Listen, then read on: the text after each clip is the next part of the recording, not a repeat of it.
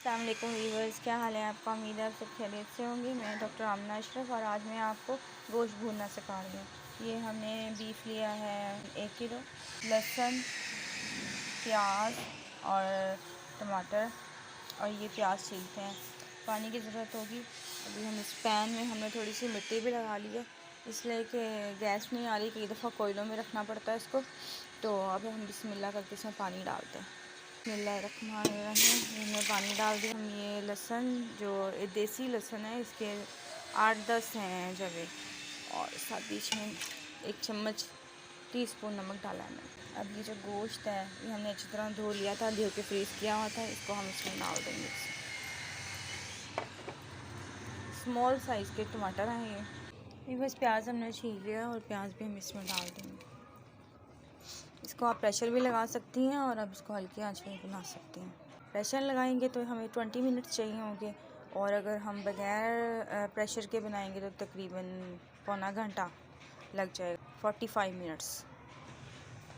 अब हम इसको ढक्कन देते हैं और फिर व्यूअर्स हमने 30 मिनट इसको हल्की आंच पे रखा था, और अब ये गोश्त जो है गल गया है बिल्कुल। इसमें हम ऑयल घी डालेंगे तो मसाला भुन जाएगा।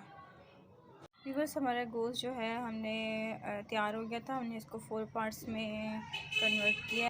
1 kg गोश्त था और इसको हमने 4 पार्ट्स में किया, इसलिए कि मेरी फैमिली छोटी है तो मैं इसको 4 पार्ट्स में कर रही हूँ। आप अपने हिसाब से कर सकते हैं। अगर आप 1 kg बना रहे हैं तो आप उसको 1 पार्ट में भी कर सकते हैं, 2 में भी कर सकते हैं। अब ये रेडी है।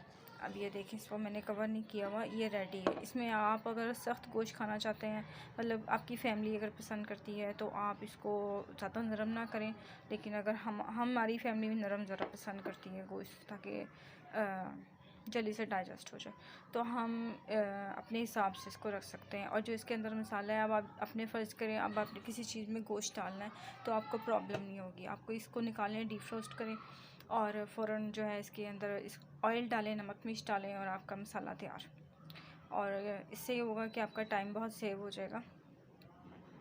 इसके ऊपर मैं डेट लिख देती होती हूँ इस तरह, ताकि मुझे पता चले कि ये मैंने किस दिन रखा था।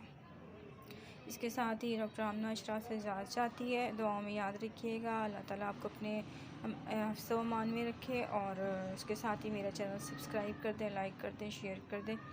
और इसके साथ आमना अशरफ इजाज़त चाहती है। अल्लाह हाफ़िज़।